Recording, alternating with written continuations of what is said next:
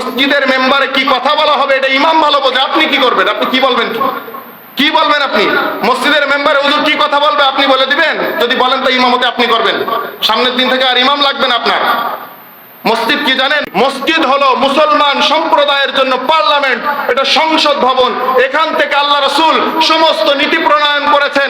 আল্লাহর নীতিগুলো দুনিয়ায় বাস্তবায়ন করার জন্য এক একজনকে এক এক দায়িত্ব মসজিদ থেকে দিয়েছেন। মেম্বারের ভিতরে, মেহরাবের ভিতরে আল্লাহ রাসূল অস্ত্র শস্ত্রগুলো রেখে দিয়েছেন। এখান থেকে অস্ত্র দিয়ে, সরঞ্জাম দিয়ে, সম্পদ দিয়ে কাফেরদের বিরুদ্ধে মুসলমানদেরকে জিহাদে লাগাই দিয়েছেন। কথা বলেন ঠিক কিনা?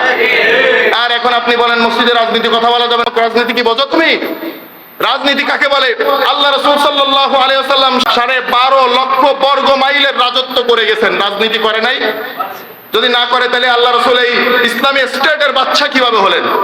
এজন্য হ্যাঁ, রাজনীতির কিছু হালাল হারামের বিধান আছে, এটা আপনাকে জানতে হবে। আপনি রাজনীতি করেন হালাল আর হারামের হিসাব করে না, পেটের হিসাব করে। আর উলামায়ে কেরাম যে কথা বলে এটা আল্লাহর নীতির কথা বলে, এটাই রাজনীতি। কথা বলেন। এখন আমি বা মসজিদের আইম্মায়ে মাসাজিদ মেম্বারের উপরে রাসূলের এই আমানত মেম্বারের উপরে বসে কি কথা বলবে আর কোনটা বলবে না, এটা আপনি প্রণয়ন করে দিতে পারেন না। একজন ইমাম, একজন লিডার, ইমাম একজন নেতা, একজন মহল্লার সর্বোচ্চ সম্মানিত পার্সন। ইমাম হলো সবচাইতে দামি চরিত্রের অধিকারী হওয়া দরকার, তেমনি সবচাইতে বড় সম্মান পাওয়ার দরকার।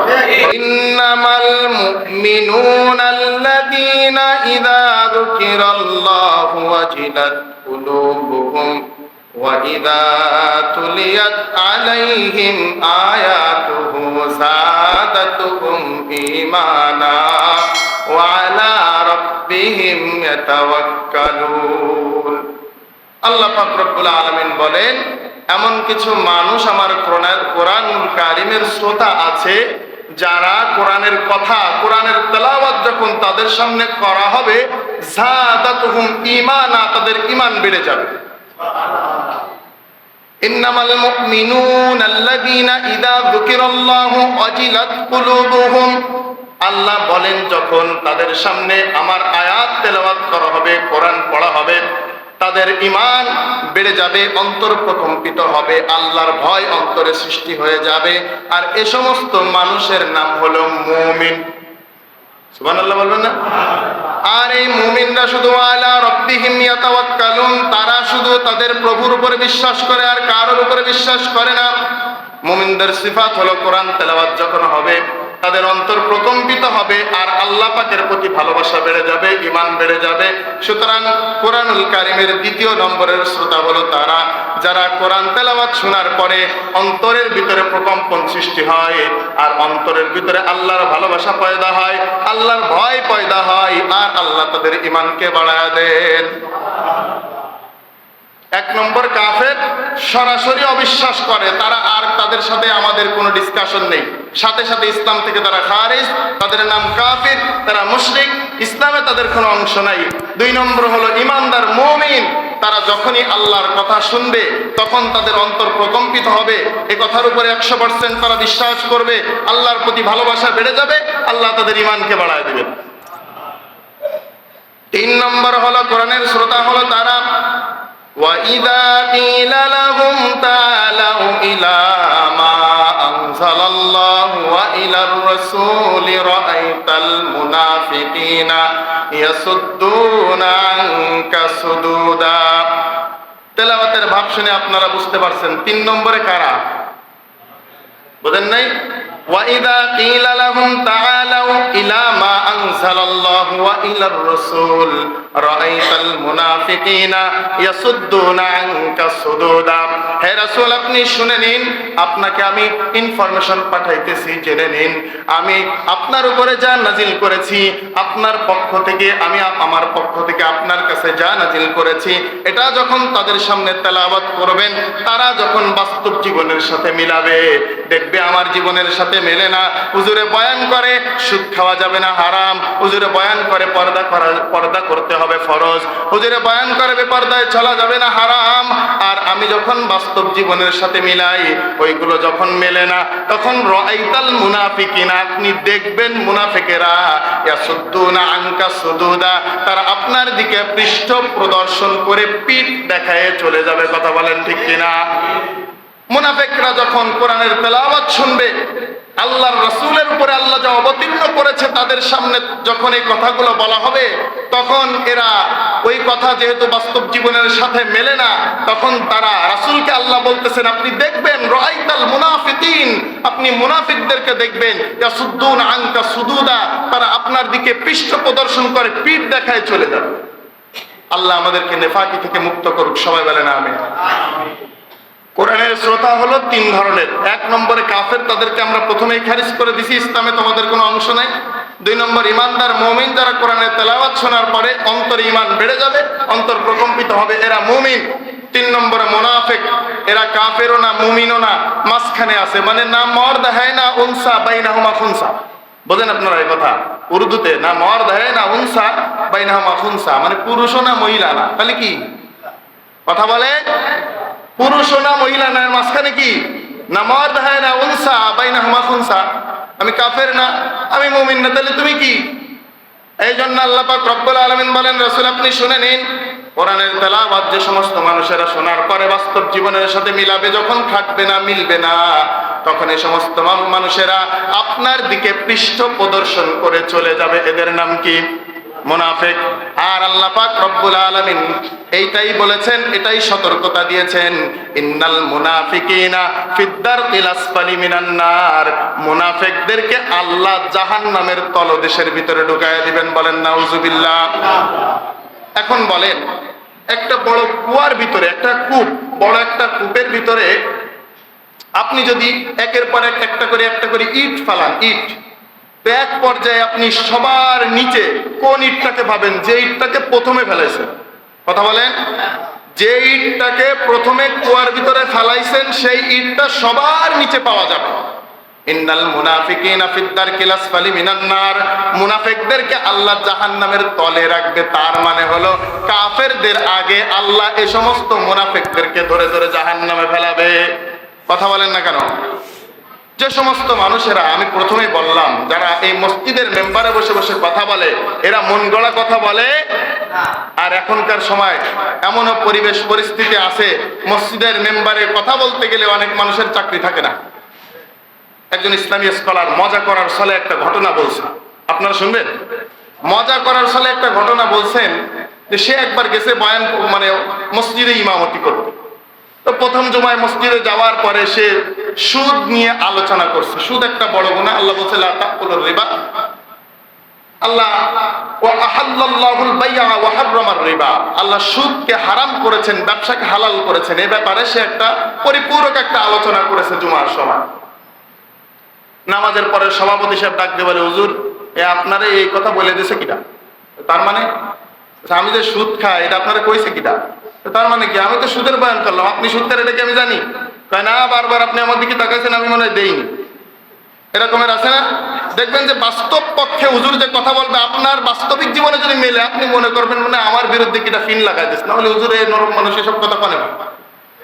সভাপতি সাহেব বলে, হুজুর বারবার আপনি আমার দিকে তাকাইছেন, আমি দেখছি আমি সুদ খাই, এই কথা আপনারা কে বলছে? বলে আমি তো জানি না আপনি সুদ খান, কিন্তু সুদ খাওয়া হারাম এটা বললাম তো, আপনার চাকরি নেই, যান।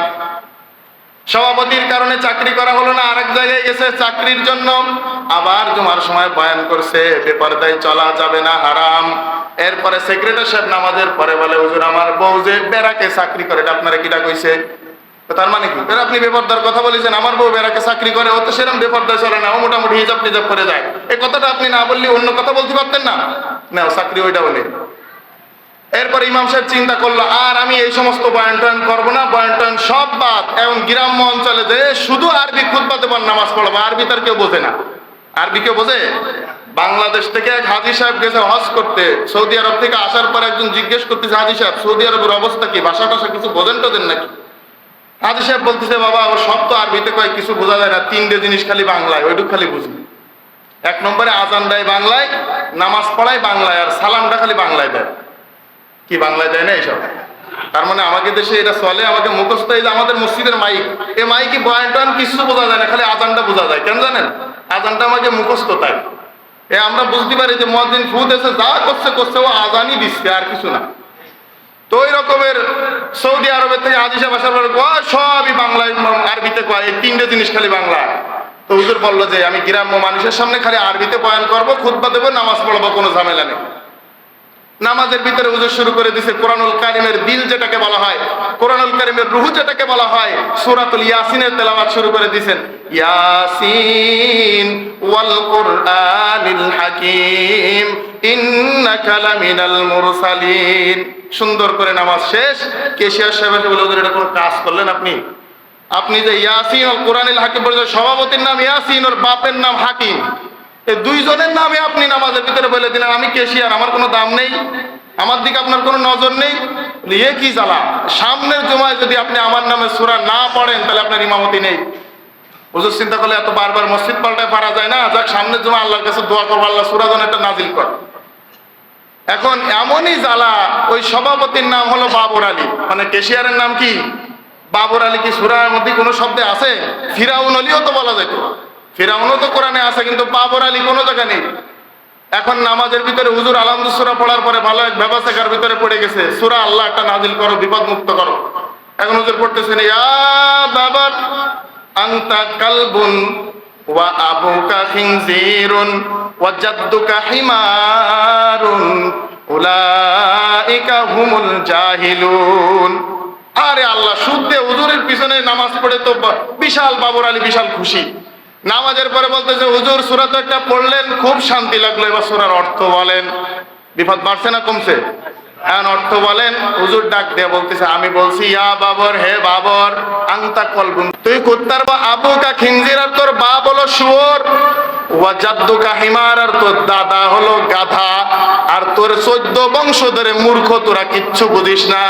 হুজুর যে কথাগুলো বলে তুমি জানো যে কোরআন হাদিস ছাড়া বাইরে থেকে কথা বলে না, এরপরেও কোরআন হাদিসের কথা বললে ইমানদারদের ইমান বাড়ে আর মুনাফিকের চুলকানি বাড়ে।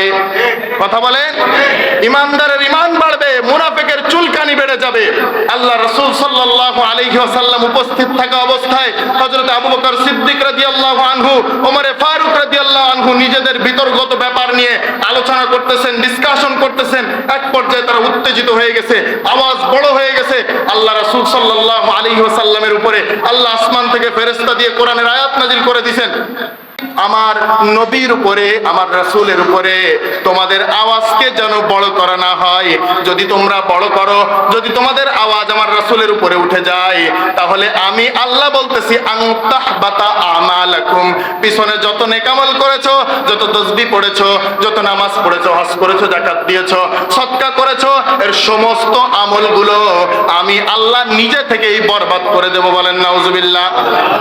আল্লাহ রাসূল বলেন, ইন্নাল উলামা ওয়ারাসাতুল আম্বিয়া, নিশ্চয়ই উলামা একরামের, সমস্ত উলামা একরাম হলো সমস্ত নবীদের ওয়ারিস। উলামা একরামদের সাথে যখন বেয়াদবি করবেন, রাসূলের সাথে বেয়াদবির মতো হবে। উলামা একরামের আওয়াজের উপরে আপনার আওয়াজ যখন উঠে যাবে, আল্লাহ পাক রব্বুল আলামিন ইনডাইরেক্টলি বলে দিয়েছেন তোমাদের পিছনের কোনো আমল, তাসবিহ, তাহলিল, নামাজ, রোজা, হজ, যাকাত, সদকা কোনো কিছু কবুল হবে না। কথা বোঝেন না আপনারা? এই জায়গা তো আমরা একটু ধরা খেয়ে গেছি। একেবারে গবেট, গাধা, মূর্খ এই সমস্ত মানুষেরা ইমাম সাহেবের উপরে কথা বলতে দ্বিধা করে না। কেমন জানেন? আপনারা জানবেন, মন্দির আছে না হিন্দুদের উপাসনালয় মন্দির, কথা বলেন, মন্দির আছে, মন্দিরে ঘন্টা দেখছেন? মন্দিরের ঘন্টায় যে যাক, মন্দিরের ঘন্টায় একটা করে বাড়ি দেয়, ওখানে আর জাতপাত নাই, যে কেউ একটা করে বাড়ি দিয়ে যেতে পারবে। বর্তমান মসজিদের ইমামরা এমন অবস্থা হয়েছে যে মন্দিরের ঘন্টার মতো যে পারে একটা বাড়ি দিয়ে যায়। কি বলেন? যার নেই কোনো গতি সে করে ইমামত। আমাকে একটা কথা বলে অনেকে মজা করে, যার নেই কোনো গতি সে করে ইমামতি। সবচেয়ে বড় দুঃখের বিষয় হলো, আগের জামানায় রাষ্ট্র ইমাম নিয়োগ করতো, রাষ্ট্র ইমাম নিয়োগ করতো। এই রাষ্ট্র ইমাম নিয়োগ করার কারণে সাধারণ মানুষ তাদের উপরে কথা বলতে পারত না। আপনি বলেন, একজন মসজিদ কমিটিতে যে মানুষগুলো বর্তমান সময় থাকে, এই কমিটির মানুষের চাইতে ইমামের ইসলামী শরীয়তের জ্ঞান বেশি না কম? বেশি। কেমন বেশি? এক জায়গায় এক হুজুর গেছে ইন্টারভিউ দিতে, তারা 60-70টা প্রশ্ন করছে। তো হুজুর বলতেছে, প্রশ্নের সব উত্তর দিছে, দেওয়ার পরে বলতেছে, বাবা আমি এই চাকরিটা করবো না। কেন? তোকে আপনি যে প্রশ্ন করেছেন তার নর্মালে 40,000 টাকা আমার বেতন উঠিয়া, তা না হলে এই চাকরিতে আমার তেল খরচ ওঠে না। কথা বোঝেন নাই?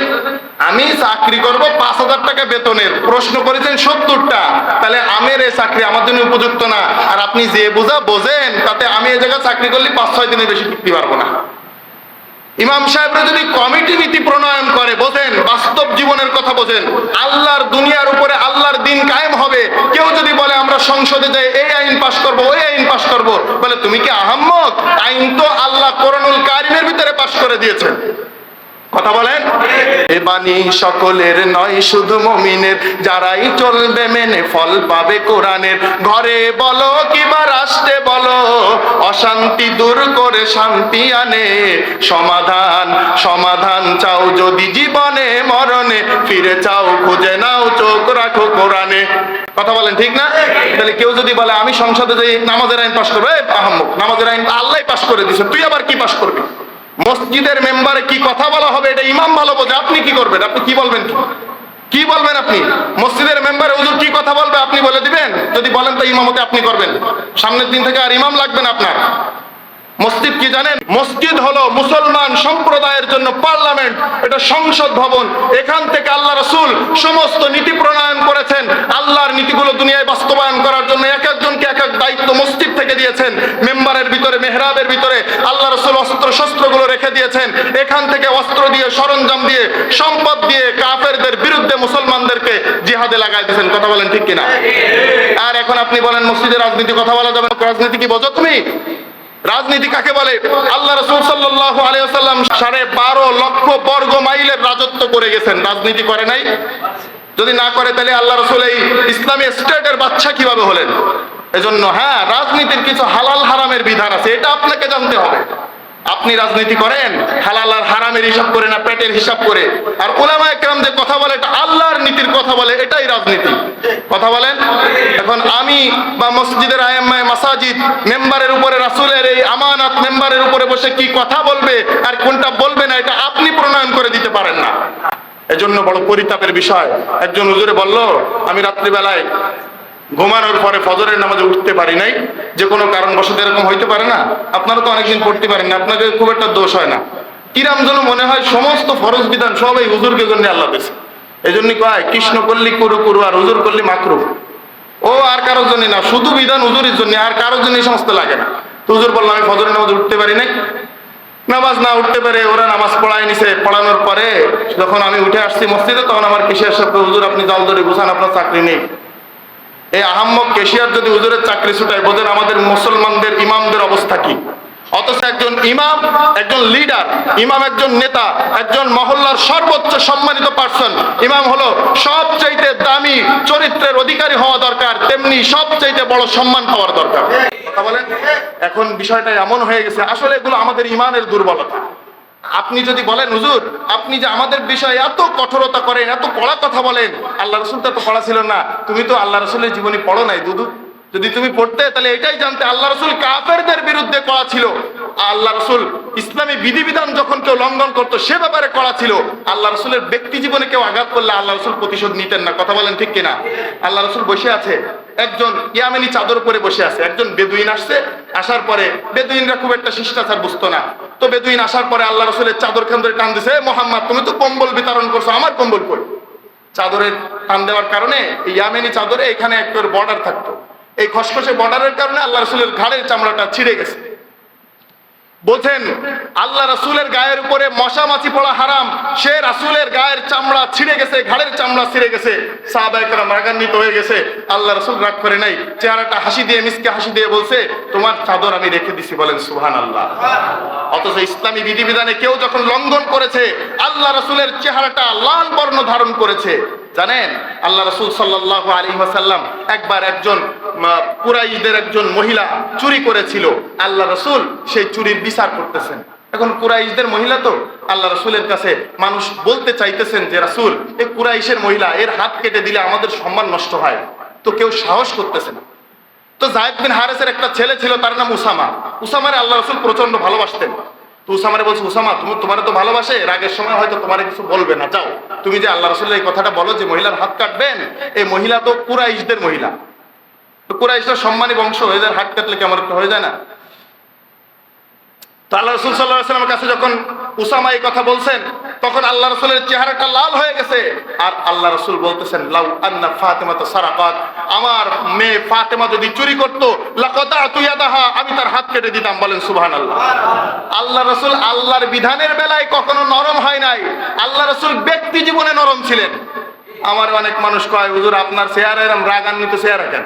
মানে একজনের বলতেছে, তুমি সবসময় হাসো কেন? তো বলছে, ভাই আমি হাসি না, আমার মুখই ওইরকম। তা বোঝেন নাই? মুখই এরকম, আমার কিরম দাঁত বের করে থাকে, এরকম মানুষ মনে করে আমি হাসতেছি, আসলে আমি হাসি না। তো আসলে কিছু মানুষের ফিতরা তেমন আছে, সে চাইলে পরিবর্তন করতে পারবে না। হযরত আবু বকর সিদ্দিক কত নরম সাহাবী ছিলেন, আর ওমরে ফারুক কত গরম সাহাবী ছিলেন। আচ্ছা, ওমর কি ইসলাম গ্রহণ করার আগে যেমন গরম ছিল, পরে কি নরম হয়েছে নাকি? কোনোদিন নরম হয় নাই। ওমরে ফারুকের চেহারা দেখলে কাফেরদের পেশাব হয়ে যেত। ওমরে ফারুকের চেহারার দিকে তাকাইলে মুনাফিকরা ভালো হয়ে যেত। ওমরে ফারুকের চেহারার দিকে তাকাইলে কাফেররা কুফরি ছেড়ে দিত। ওমরে ফারুকের চেহারার দিকে তাকাইলে খারাপ মানুষ ভালো হয়ে যেত। কথা বলেন সুবহানাল্লাহ। এজন্য সব মানুষের আপনি এক দাড়ি পাল্লায় মাপলে হবে না। আপনি যদি বলেন, হুজুর আপনার আচরণ এরকম কেন, আপনার কথা এরকম কড়া কড়া কেন, সবার কথায় তো মিষ্ট থাকে না। আপনাদের এত কথা বলি, দেখেন উদ্দেশ্য কিন্তু ভালো হওয়া, উদ্দেশ্য আল্লাহকে রাজি করা, উদ্দেশ্য জান্নাতে যাওয়া। না হইলে নরম নরম কথা বলে সবার ভালোবাসা পাওয়ার যোগ্যতাও আমার আছে। নেই, কথা বলে নেই। আমি মসজিদের মেম্বারে বসে যদি শুধু মাটির নিচের বয়ান করি আর ওই শুধু আসমানের উপরের কথা কই, তাহলে আমার কোনো শত্রু হবে না। একজন ইমাম মসজিদে বসে শুধু জিকির আজকার করবে, তসবিহ তাহলিল পড়বে, রুমের মধ্যে যাবে, একটু চাটা খাবে, সমস্ত মানুষেরা তারা দেখবেন কলা পাঠাবে, আপেল পাঠাবে, নানান নাস্তা পাঠাবে, ভালোবাসা বিনিময় করবে। এই ইমাম যদি নামাজ পড়ার পরে একটা লাঠি হাতে নিয়ে এই মহল্লার ভিতরে ঢুকে যায়, কোথায় কে নামাজ পড়ে নাই, বালেক পুরুষ কোথায় আছে, জামাতে হাজির হয় নাই, কে আসো নামাজ বাদ দিয়ে টিভির সামনে বসে আসো, কে আসো লাউড স্পিকারে গান বাজাইতেছো, এদেরকে যদি তার দায়িত্ব অনুযায়ী লাঠি দিয়ে শাসন করে, এই ইমামরে আর কেউ ভালোবাসবে না। কথা কন না কেন? আপনি নামাজ পড়বেন না, আপনার বিরুদ্ধে কথা বললে, একজন আমারে বলতেছে, হুজুর আপনি ইমাম সাহেব সবার কাছে ভালো থাকবেন। আমি বলি, কেউ যদি সবার কাছে ভালো থাকতে চায়, ও মুনাফিক। কথা কন। যদি কোনো মানুষ, শুধু ইমাম না, যদি কোনো মানুষ সবার কাছে ভালো থাকতে চায়, ও মানুষটা প্রকৃত ইমানদার নয়, ও মুনাফিক। কারণ কোরআনের ভিতরে চুরি করার পক্ষে কোনো আয়াত আছে? সুদের পক্ষে কোনো আয়াত আছে? জিনার পক্ষে আয়াত আছে? এই সমস্ত মানুষরা এই গুনার কাজগুলো করে না। তো ইমাম সাহেব যদি সবার ভালোবাসতে হয়, সবার ভালোবাসা পেতে হয়, তাহলে চুরির বিরুদ্ধে কথা বলা যাবে না, জিনার বিরুদ্ধে কথা বলা যাবে না, সুদের বিরুদ্ধে কথা বলা যাবে না। যদি বলে তাইলে তো দুধু আমারে ভালোবাসে না, তাহলে আমি কি সবার কাছে ভালো থাকতে পারলাম?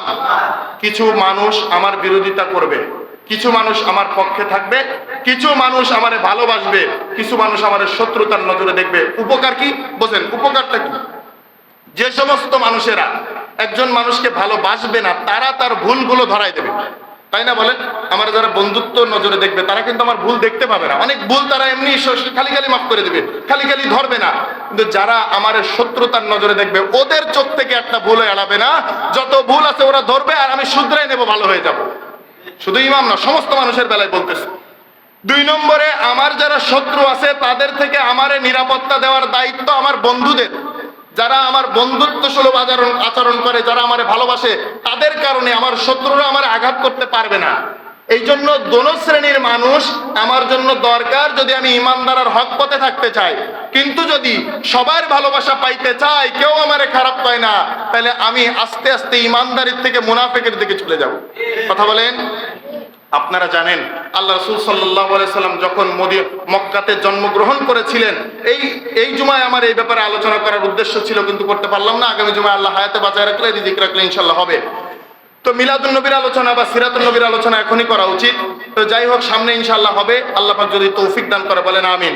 আল্লাহ রাসূল যখন 40 বছর পর্যন্ত মক্কাতে অবস্থান করেছিলেন, আপনারা জানেন কোন মক্কাবাসী আল্লাহ রাসূলের আঘাত করতে পারে নাই। সবাই তারা আল আমিন নামে চিনত, সবাই ভালোবাসতো, স্নেহ করত, শ্রদ্ধা করত। অনেকেই প্রচন্ড রকমের গ্রহণযোগ্যতা আল্লাহ রাসূলকে দান করেছিলেন। অনেক সময় বিচার আচারেও আল্লাহ রাসূলকে প্রণিধানযোগ্য তারা মনে করতেন। যখন ইসলামের দাওয়াত দিয়েছে আর বলছে, ইয়া আইয়ুহান নাস কুলু লা ইলাহা ইল্লাল্লাহ তুফলিহুন, মানুষেরা তোমরা এটা মানো, এটা মেনে নাও, এটা স্বীকার করো, লা তুজ্জামানাত হুবল, কেউ তোমাদের রব না, আল্লাহ তোমাদের রব, আল্লাহর জমিনে আল্লাহর বিধিবিধান বাস্তবায়ন হবে, আর এটা তোমরা মেনে নাও। এই কথা বলার সাথে সাথে মানুষেরা বিরোধিতা শুরু করে দিয়েছিল। কথা বলেন। এ পর্যন্ত ওয়াজ আপনাদেরকে কম শোনাই নাই। গত জুমায় ওয়াজ করে ছেড়ে দিলাম এই জায়গাতে, একদম সাথে সাথে বারান্দায় যে ঝগড়া বিবাদ শুরু। একজন ইমাম যদি আমি ওই রকমের ইমাম হইতে পারতাম তাহলে আপনারা ঝগড়া করতে পারতেন না, আমি মনে করি। হয়তো আমার জবানের জোর নাই, না হয়তো আমার ক্ষমতার জোর নাই, না হয়তো আমার আমলের জোর নাই, এর কোনো একটা ত্রুটি অবশ্যই আমার ভিতরে আছে। তা না হইলে আমার মুসাল্লিরা বয়ান করার সাথে সাথে ওই রিয়াকশন হতে পারে না, সাথে সাথে আমল করতে পারে না, অন্তত একটু দেরি করা উচিত ছিল। এজন্য ওই রকমের বয়ান আপনাদের আর শোনা লাগবে না। যে বয়ানে কাজ হয় না ও বয়ান শুনে কোনো লাভ নেই। তারপরে আমাদের দায়িত্বের কারণে বলা লাগে, বারবার আপনাদেরকে বলা হইতেছে, বারবার আপনাদেরকে নসিহত করা হইতেছে নামাজের ব্যাপারে, সমস্ত ফরজগুলোর ব্যাপারে, তারপরে মানতেছি না। আমরা কি মনে করি আল্লাহর কাছে আমাদের যাওয়া লাগবে না? কথা বলেন না কেন, যাওয়া লাগবে? যদি দুনিয়াতে আল্লাহ এবং তার রাসূলের কথাকে মানুষ প্রাধান্য না দিতে পারে, আল্লাহ এবং তার রাসূলের ওয়ারিস যারা আছে, প্রতিনিধি যারা আছে, তাদেরকে মানতে না পারে, তোমার নামাজ পড়ে কোনো লাভ নাই, তোমার রোজা রেখে কোনো লাভ নাই, ফরজ পালন করে কোনো লাভ নাই। ছোট্ট কথা বলে শেষ করব। কোন মানুষ যদি জান্নাতে যেতে চায়, তার নামাজ লাগবে, রোজা লাগবে, হজ লাগবে, যাকাত লাগবে, ফরজ সব বিধান লাগবে। জাহান্নামে যাইতে শুধু একটা জিনিস লাগবে, সেটা কি? ইয়া তো সব কোন কাজে লাগে? এই কথা বলার সাথে সাথে কাফের হয়ে গেছে না? জাহান্নামে যেতে আর কোনো কিছু লাগবে? আরো সহজ করে বোঝেন। আমরা যখন নামাজ পড়তে আসি, নামাজের একটা বিশেষ ফরজ আছে, কাপড় পাক আছে না? তো কাপড় পাকের যে ফরজ, 14 ধরনের নাপাক আছে। কয় ধরনের? মনে করেন 14 ধরনের নাপাক আছে। এই কাপড়ে 14 ধরনের নাপাক থেকে পাক করে নামাজ পড়তে হয়। আচ্ছা, কাপড় পবিত্র হইতে গেলে 14 ধরনের নাপাক থেকে পবিত্র হতে হয়, তাই না? আচ্ছা, কাপড় যদি নাপাক হতে হয়, পবিত্র হতে গেলে 14 ধরনের নাপাক থেকে পবিত্র হবে। আর অপবিত্র হতে গেলে কয় ধরনের নাপাক লাগে? 14 ধরনের লাগবে? এক ধরনের লাগবে। আরো সহজ করে যদি বলি, মানুষ বেঁচে থাকতে গেলে 3 বেলা 2 বেলা নানান রকমের খাবার খেতে হয়, ভিটামিন লাগে, তার ভিতরে ফসফরাস, মিনারেল, এরপরে নানান রকমের উপাদান মানুষের জীবনকে বাঁচায় রাখে। কিন্তু মরার জন্য 1 ফোঁটা বিষই যথেষ্ট। কথা বলে? আপনারা আমার কথা কি বোঝেন? বাঁচার জন্য নানান রকমের খাবার 2 বেলা 3 বেলা মানুষের লাগে, মরার জন্য 1 ফোঁটা বিষ যথেষ্ট। এজন্য আপনি যদি জান্নাতে যেতে চান, আপনার 2টা পুঁজি লাগবে। কয়টা পুঁজি? 1 নম্বরে আপনার যদি বলি, আপনার আমল লাগবে, আমলে সালেহা, নেক আমল। এটা অল্প হইলেও জান্নাতে যেতে পারবেন। আমি বলি নাই, রাসূল বলছে, আখলিস দীনাকা ইয়াকফিকাল আমালুল কলিল। তোমার ঈমানকে যদি পরিপূর্ণ করতে পারো, অল্প আমলই তোমাকে জান্নাতে নিয়ে যাবে। সুবহানাল্লাহ, একটু জোরে কর। মানে মরার ভয়ও নেই তো জান্নাত কি, ও তো পরের হিসেব। যা একটা হবে, একটা হওয়ার আগে কিন্তু 12টা হয়, হয় না? একটা বাজার আগে কয়টা বাজে? যা হয় একটা হবে, একটা হওয়ার আগে 12টা বাজে, তারপর একটা হবে, আগে হবে না। এই জন্য মানুষ যদি জান্নাতে যেতে চায়, 1 নম্বরে তার আমল লাগবে নেক আমল, এটা অল্প হইলেও জান্নাতে যেতে পারবে। 2 নম্বরে তার লাগবে ঈমান। এটা 1 নম্বরে বলা উচিত, কিন্তু আগে যেহেতু গুরুত্বপূর্ণ বিষয়টা আমি পরে রাখলাম। এই ঈমান যদি কোনো ব্যক্তি দুর্বল হয়ে যায়, ওই ব্যক্তি জান্নাতে যেতে পারবে না। 1 বিন্দু পরিমাণ শিরকি ওর মধ্যে যদি থাকে, জান্নাতে যেতে পারবে? সহজ করে যদি উদাহরণ দিয়ে আপনাদেরকে বুঝাই, তাহলে বুঝবেন। বুখারী শরীফের ভিতরে একজন মহিলার ঘটনা বর্ণনা করা হয়েছে। ইমাম বুখারী বলেছেন, ইমাম বুখারী তার কিতাব বুখারী শরীফের ভিতরে এনেছেন, একজন মহিলা ছিল জিনাকারিনী, মানে পতিতাবৃত্তি করতো। এ কি ভালো মহিলা? খারাপ মহিলা, দেহ ব্যবসা করে।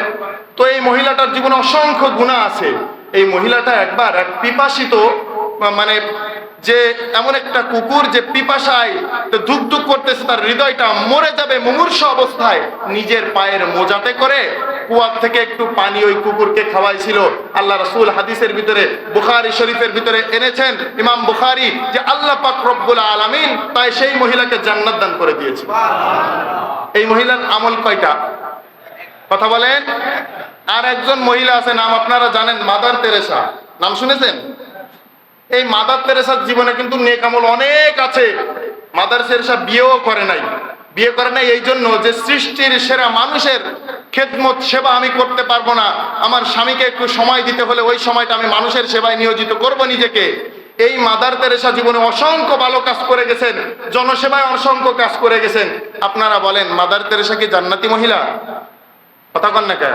মোটে বুঝতে পারতেছেন না নাম শুনে? সে কি মুসলমান ছিল? এই খ্রিস্টান মাদার তেরেসা যদি জীবনে হাজার হাজার নেক আমল করে গেছে, এরপরও জান্নাতে যেতে পারবে না, তার কারণ হলো তার ঈমান নাই। এজন্য আপনি যদি প্রকৃতপক্ষে আল্লাহর জান্নাতে যেতে চান, আল্লাহর রেজামন্দি হাসিল করতে চান, নেক আমল অল্প হলেও ঈমানটাকে আপনাকে খাঁটি করতে হবে। ইমান কিভাবে খাঁটি করবেন? প্রথম জুমায়, দ্বিতীয় জুমায় এ বিষয়ে আমি আলোচনা করেছি। আগামীতে আল্লাহ হায়াতে রাখলে আলোচনা করব। কিন্তু আমরা এটা মনে করি আমাদেরকে আইম্মায়ে মাসাজিদ যে কথাগুলো বলে নিজ থেকে বলে না, কারোর উপরে রাগান্বিত হয়ে ক্ষোভ আর কষ্টে আক্রোশে বলে না। আমরা চাই আমরা নিজেদেরকে পরিশুদ্ধ করে আল্লাহর জান্নাতে এক জামাত হয়ে যাব। আল্লাহ তৌফিক দান করুন।